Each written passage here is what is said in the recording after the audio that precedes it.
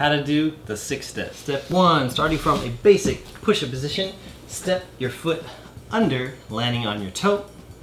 Step 2, bring your opposite foot behind your knee, landing on your toe as well. Step 3, step out and switch your hands. Step 4, bring this leg over and hook. Step 5, step back.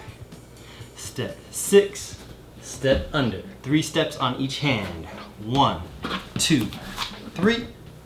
Switch hands. 4, 5, 6.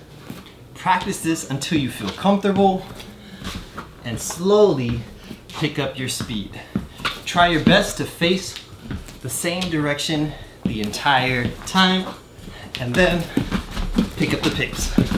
Practice this until you feel comfortable and then make sure you incorporate it into your footwork and of course have fun. For more help with the dancing, make sure you subscribe to me on YouTube and Patreon.